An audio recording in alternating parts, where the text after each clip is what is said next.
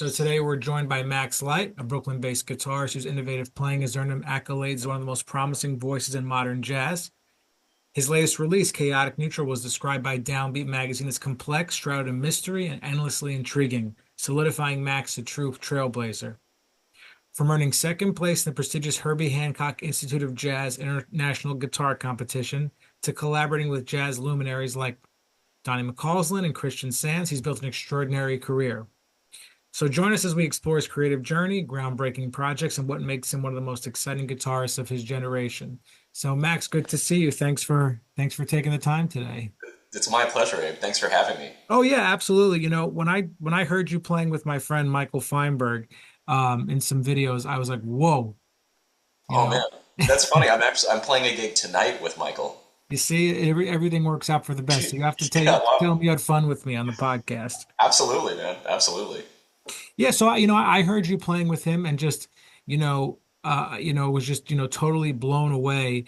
But did you start off with how soon did you get into playing jazz? Because I assume you started guitar like the rest of us, with Yeah, rock. like guitar. I started playing electric bass after I saw School of Rock when I was like in fourth grade, and I was just like, that's super cool. That's what I want to do. That movie like exposed me to AC/DC and Led Zeppelin and different kinds of music that my parents had exposed me to, and that was like a slippery slope towards my brother had a guitar, my younger brother had a guitar in the house, and I just slowly like moved towards that as I was getting more and more into guitar focused rock and metal and stuff like that, and ultimately like metal is really what made me like serious about music.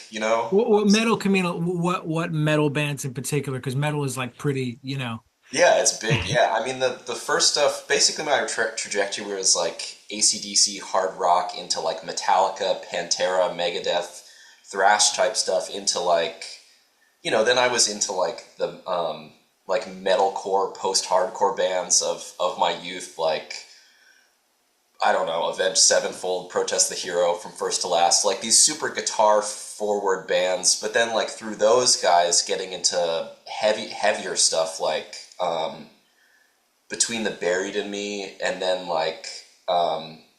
Meshuggah, Converge, like more more intense stuff, but always like really guitar focused stuff. And I just love to practice and I love to write on the instrument, and I especially love to write in like drop D tuning because it was so easy to just you know play some harmonic stuff with one finger, and I didn't really know what I was doing, but I had a really great teacher, middle school through high school. This guy named Chuck Underwood in the DC area, who's still playing his ass off, and played with Patti LaBelle for many years. And he kind of took me under his wing and was like, yeah, this metal stuff is all cool, whatever. But like, meanwhile, just be checking out theory, be doing this stuff. And he kept exposing me to music. And at some point in high school, he showed me Chick Corea, Return to Forever, Light as a Feather. And I was like, this is some different type of stuff. And pretty soon after that, he showed me, I mean, he had showed me all this stuff already, but I think like the music of Pat Martino really clicked with me at some point. Especially like that super theatrical solo he takes on Sunny, that recording. I mean, there's like a bunch of different ones, but like there's this You one talking where about the YouTube video with him yeah, and Scofield? with him and Scofield, Yeah, exactly, yeah. where he plays that three note thing for like 10 Forever. choruses forever. And I was like, this is like unbelievable, and comes out of it screaming. And I was like, what is that? I think he does it even longer on the live at Yoshi's. Exactly. And that's like the first record I got with Billy Hart and Joey DiFrancesco. And that was Same. and I was like, he's doing it. Like that was my stuff. So that's what I wanted to do. And Chuck gave me like the lines, that Pat Martino line book, and I was shedding his music, and then it was just like I couldn't stop. I just wanted to do that thing. But that's what I was trying to sound like and go for, like super rolled I, off tone. I feel like though, based on the way you play, I mean, if I'm wrong, like I'm just gonna guess, but like when you were learning jazz, you were still listening to the stuff you originally loved and not, you know what I mean? Absolutely, yeah. I don't think the love for metal or other kinds of music ever really left me. Like I'm still always checking stuff out, but definitely when I got into jazz, I was also really influenced by friends of mine in high school, some great musicians from my area that I grew up with. This drummer Aaron Sieber, who's still in town and playing a ton of gigs. Great bass player Dan Papalardo, still in town playing a ton of gigs. Came up through the same after-school jazz program as Braxton Cook and William and Pete Anderson. Tyrone Allen used to play with him in high school. Like so many musicians, but especially Aaron and Dan were like so serious, and they were in the grade above me at school. And Aaron just knew like thousands of records already, and I was like, this is what it means to be a jazz musician and learn jazz. So I was like, when I got into it, I was listening to tons of records and checking out as much music as I can, like of all, not even all, but like, like straight ahead jazz tradition of the 50s and 60s, Blue Note, post bop, hard bop, Hank Mobley, Dexter Gordon, Sonny Rollins. Like I was just really trying to consume as much of the music as possible, and was like, I was all in. But definitely I was still in metal bands at the time. Like I was in an original music metal band where we were writing music together, and like I was still playing on a Gibson SG for those situations. So like I think pretty early on, like I just knew I was serious about music, and like the more music I learned, the more stuff I was getting into, but I always kept it all kind of going, I would say. So I yeah, think no, that's definitely what makes you such a special player, to not forget about where you came from in a sense. thanks, man. That means a lot. I mean, yeah, I love what I love, and like I've always I've always loved it. I still love it. I still listen to metal all the time. Still check out new records and new bands, and I just want to hear awesome guitar playing too. If I Yeah. hear some band with great guitar solos, I'm like, sick. No, I love it. That's such a great that's the mind, because I'm not gonna we know the word jazz snob. I don't have to explain it to Yeah, yeah, to people. But let's fast forward a little bit. I want to talk to you about the Herbie Hancock guitar camp competition. yeah, yeah. Now, you know, competitions are subjective, Mhm. but you know, and I know whatever second place, like that's still fantastic, but it's like even to get into that, be one of the finalists. Yeah, It's like I almost feel like, can't that be enough? yeah, exactly. Yeah, Like obviously these are all killers, yeah, you know? Um, and then there's correct me if you're judged by guitarists, right? yeah, yeah, man. It was like Pat Metheny and Scofield and Lionel Loueke, Chico Pinheiro, Lee Ritenour, Stanley Jordan. It was like crazy spread of the heaviest guitar You players. see them all watching you. Yeah, yeah. I mean, I think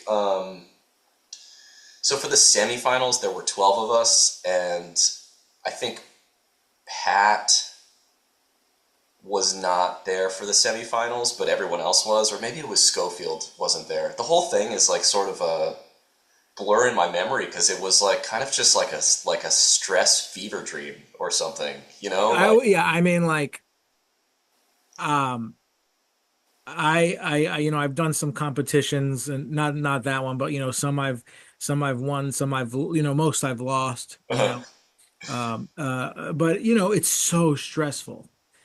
yeah, How like are you? And so I wanted to ask you, when you're playing like that, and improvising, like, do you have certain ideas you're going to execute on the tune? Like because I would imagine you only have a certain amount of time to yeah, play, almost yeah. like a record, so it's like some stuff kind of has to be calculated out, right? Yeah, I mean that's a really good question, and I think um like the whole thing about this is it's the only competition I ever did, and like I don't know how you feel, but I don't really believe in it, like music competition in I general. hate it. I Like hate I it. feel like the whole notion of it is so like antithetical to what art is and what we're all trying to do as musicians. And like I always felt that jaded about it. And you know, when I got into the competition, I had just moved to Brooklyn and was like trying to figure out what I was doing with my life and trying to figure out how to pay my rent, which was like, you know, like really rough apartment, super cheap rent, and I could barely pay it playing music. And I was just like, how do I do this? And when they announced the Monk competition was going to be a guitar competition, I was like, all right, I'm just going to go for it and do my thing with my friends and make some tape and make it as like authentic to myself as it could be. And of course, like all of my friends who are guitar players in New York at the same time were applying, and they're all brilliant improvising musicians, like really hardworking people who are incredibly serious about music. And there's only 12 slots, and to me, I think it's like it's a little arbitrary what they end up picking because there's hundreds and hundreds of applicants, and it's like if you've ever been in that position of being like on the committee that accepts people, like I don't know. There's some people that didn't get into the semifinals that I was shocked didn't get in. Shocked. Yeah, shocked. Yeah, and like cats that are still out here in New York No, don't playing man. You don't have to gigs. mention their names or anything like that. You know, it's Yeah, but like it's just like it's the nature of the competition. But like obviously I felt incredibly honored when I found out that I had gotten to the semifinals, and I felt also like pretty validated by that. That I had approached it with that mindset of like I'm just gonna do my thing. I'm not gonna pay. healthy outlook. Healthy. I was trying not to like pay attention to what other people were doing or saying about it, and like a big part of my audition tape was like I played a mostly solo version of Isfahan, I think, and I was just like doing the same Ooh. thing. I was like, I think I'm just gonna do my thing and improvise something and not. I had like one thing worked out, sort of this like dorky major seven thing on the melody. But I sort of felt like, well, if it's like a jazz guitar composition, what does jazz mean to me, and what does improvising mean to me, and like how can I express myself through this medium, and what do I want to show? So I kept, you know, I got in and then I shed a lot. I've just like kept practicing with that mindset, just like trying to improvise and build tunes. And then we got there to the, you know, the hotel for the competition, and I it was hope it's like, a nice hotel. yeah, super nice hotel. I mean, I If can't they remember. put you in the Days Inn, like I Yeah, hope. exactly. Like outside of town. No, it was like I can't even remember. It's like a incredibly fancy hotel in downtown DC, like the Continental or something. I can't even remember. But it's, you know, like chandeliers in the lobby. Do Like you meet Herbie at the competition? I did meet Herbie. I met him for like a second backstage at the finals. And the finals were a part of a much bigger event that was celebrating the life work of Terence Blanchard, and it was like basically the three finalists played their two songs at the beginning of the event, and then it was just like band after band after band of Monk Institute alumni who were playing together, and then also Herbie and also Terence Blanchard and Liz Wright and Walter Smith and Dana Stevens and Colin Stranahan and Victor Gould, and everyone was playing, and it was in the what's the room called? It was in the big room at the Kennedy Center. It's like a 3,000 seat, you know, balcony theater that was totally sold out. And like, if the semifinals had been stressful, the finals were like, this is like another level of like, I don't even know where I am or what I'm doing here. And like, sound in those rooms is crazy. So like, the whole experience was crazy and like sort of alienating from how I hear guitar when I play it. Sure. Are you in good I don't know who won first place, but It was is this Russian cat, Yevgeny Pobozy, who's are you guys have like a relationship now, friendship? Because it's like number one and number two, and that I they mean, rate, you know. I think I have. It's just Instagram, basically. I mean, he Yeah. lives in Moscow and plays in Igor Butman's band, and I think he's really successful in Russian jazz, and he shreds. He's a monster player, like monster fusion monster. So, I mean, that's I would say I keep in touch with him. He lives in Russia. Yeah, he lives in Moscow. He's got kids, and he was yeah. It's I don't know. I was so stoked. I don't know. I was just so stoked for everybody to be a part of it, and like, yeah. Well, I met Herbie backstage after I played, and he said I don't remember what he said. I think he said like, "Man, you have a great sound," and I was just like that. The whole like 2 days, I was just like high on adrenaline or something. Yeah. So when he said that to me, I was just like, "Thank you so much, Herbie. Your music is so important to me." Like yada yada yada, and was just like making a fool out of myself. And it's like, of course he knows that he's Herbie Hancock, and like he doesn't need some kid telling. I'm like a smart ass. I've never met Herbie, but I like if I met Herbie, I would probably be like, wait, you wrote Watermelon Man, right? Yeah, that's probably yeah, I would probably exactly be like right. say something. I'm like, or I would say like a different tune. But I just like I I like fucking fucking with proud of people you. like that, you I know. do too, but the whole thing was just like I felt so like I just couldn't even believe what was going on. But that was like our one interaction, and he was like, "Yeah, yeah, yeah, whatever. Like, go sit down, take a breath."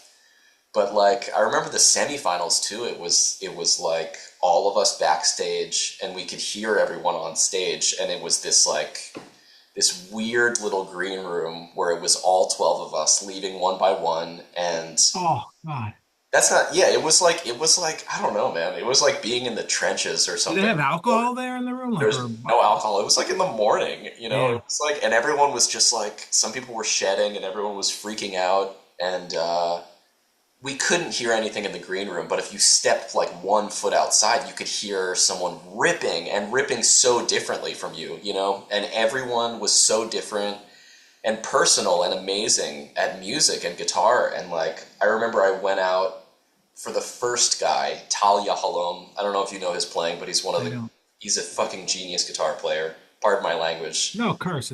Please. Incredible, really incredible, brilliant, totally brilliant musician, finger style, jazz, like everything. And I went out and I heard him playing this solo guitar, stride solo guitar arrangement of, man, I don't remember. I think it was All of Me or some tune, and I was just like, that's fucked up. I don't know what's going on. I got to go back in. You know what I mean? It totally freaked me out, and I was just like, okay, I'm not going to listen to anyone else because I can't do that. So I was last of the first half. I was number 6, and then there was a break, and then it was the other 6. And for the second 6, I heard everyone's thing because I was like, whatever, I'm done. It doesn't even matter. And it was just like amazing guitarist after amazing guitarist after amazing guitarist, and everyone doing different stuff, playing different. I don't know, man. It was really deeply inspiring. Well, I listen. I'm happy that you were finalist and you made it. So I mean, like you deserve it unquestionably. You know what I mean? It's just Thanks, Abe. I appreciate that, man. I yeah. appreciate that. But just like the whole experience was such a trip. It was so inspiring too to like hear all these cats that play so different. I remember hearing Cecil Alexander in the Oh, second he's a half. killer too. Yeah. Dude, he's a monster. I was like, that's the dude. That guy is winning the competition because that's jazz guitar. That is like super modern, authentic post Benson ripping, like, and the tunes were hip, and like he had written, the other thing was like everyone brought music for it, and we only had 30 minutes to rehearse with the band, which was Carl Allen, Yasushi Nakamura, and Reggie Thomas. And like 30 minutes is not enough time, really, with like anybody to work on anything. So like I feel like we knew this in advance, and I feel like it was a balance of like trying to write stuff or bring material that wasn't just like playing the tune, that had like a little something about it, you know what I mean? But not having it be crazy enough that it's just gonna fall apart on stage. You know what I Yeah. mean? And Because like those dudes, I love how honest you're being about it. Because there's so many people who want to know about these. You know.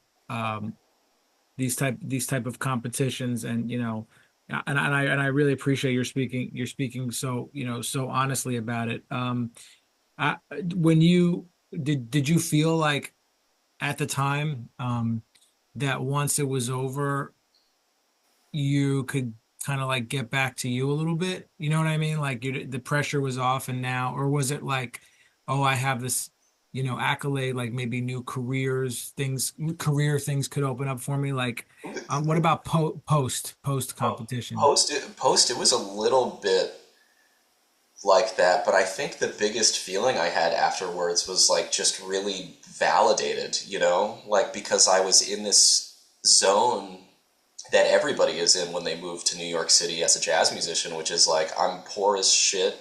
I have no idea how to make money. I don't know how anybody makes money doing this. Like, how do I make this, like, how can I turn this thing I love into a thing that sustains itself long term? And I've always felt like I want to love what I love authentically, and I want to do what I do authentically, and like, so to get to that position where I made it to the finals and then I got second place, I really felt like spiritually validated or something. Like, I was Beautiful. like, it doesn't even really matter what happens, because like, it's gonna be cool, and I'm gonna continue to play with my friends, and I'm gonna get to continue with play musicians I love to play with, and like, it just means like I've been doing something right so far, because like it's been recognized in this certain way.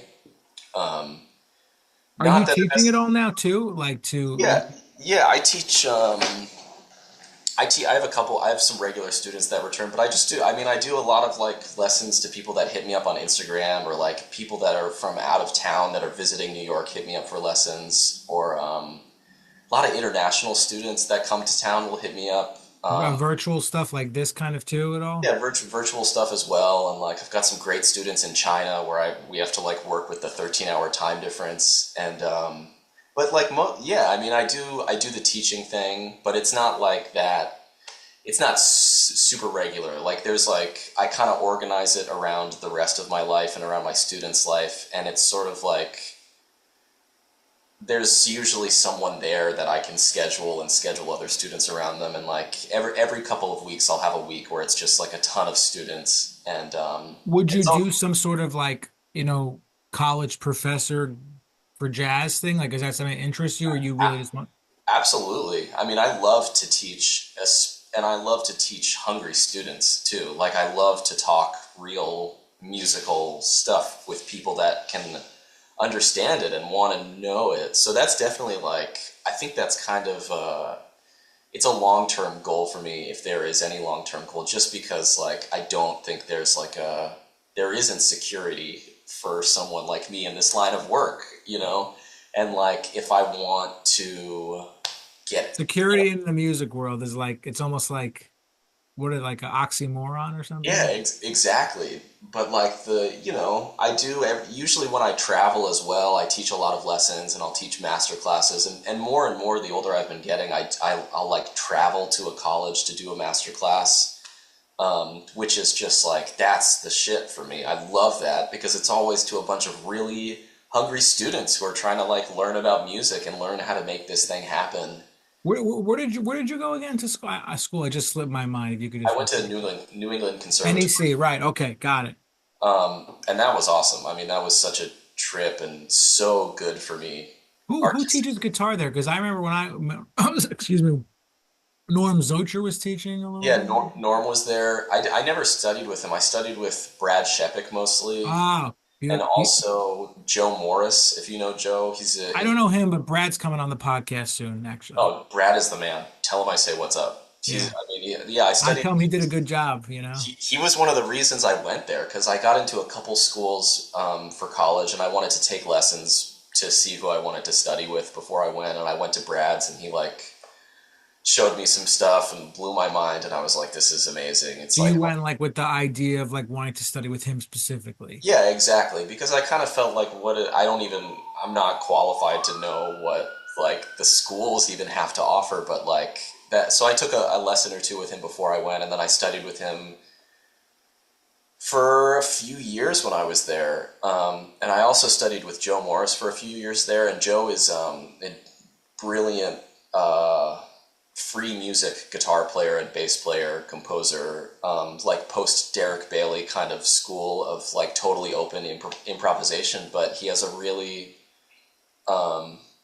structured and like a real way of looking at that, like the structures of free improvising and how it connects to structures in music. And like, just hanging with him and talking to him as an artist and a teacher was so mind opening, and it was kind of like the opposite of like bebop boot camp or something. He was like why was Ornette doing what he was doing? Why was Cecil Taylor doing what he was doing? What is the value of music? What is the value of art?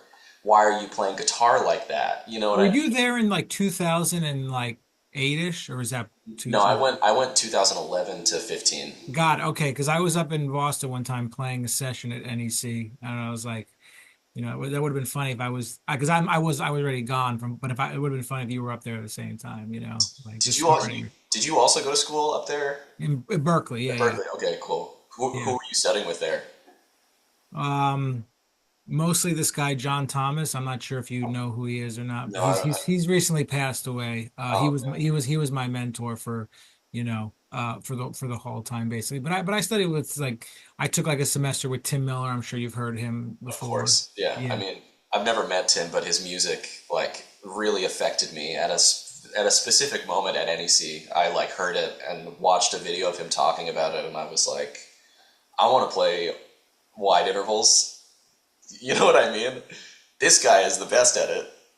Yeah, I mean, I remember taking less with him. He really wanted me to, like he actually was more, we did a little bit of that, but I think it was more like half more about like he wanted me to transcribe some things, Interesting. in Interesting. the lessons, which was kind of cool. Is Yeah. we did some of the wider stuff, and Yeah. Yeah. yeah, I mean, like he was cool. So you go from you make the move, you go from the DC area Uh.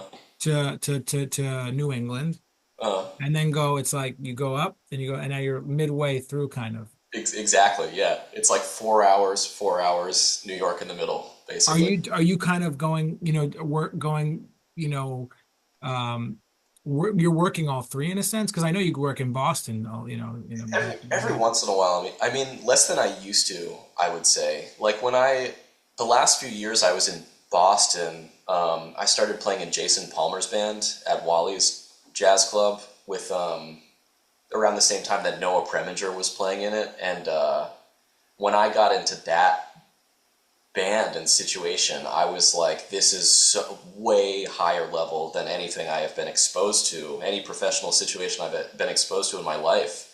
And like, Jason is one of the greatest trumpet players in the world, and And he you've played has, in Noah's band too, right? yeah, we still Up play there. together very regularly, but that's where we met. We met at Wally's, this Friday and Saturday weekly gig in Boston, run by Jason Palmer. And Jason's thing is like he plays his original tunes that are all super hard.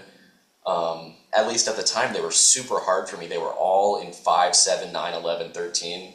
Like, and Jason would blow like, the gig was 9 to 1, and we'd play 2 sets, and Jason would blow like 15 minutes on every tune, and it was this like incredible, still to this day I think like my favorite gig I've ever played was that gig. It was like a weekly weekend Friday and Saturday original music gig where I was playing with like the highest level horn players in the universe, and rhythm section was great friends of mine, and we're all trying to hang and trying to make the music happen, and I'm like dying, First like 6 months I did that gig, I was like, I don't even know how these meters work. I can like kind of play in 5, kind of play in 7, but when they played in 5, it was like, When you're in those situations, do you kind of having to find yourself almost like, I don't want to say playing by ear, but like playing more just like in a, like, I mean, I don't play that type of stuff at all. I never have. And I really couldn't do it justice in any way.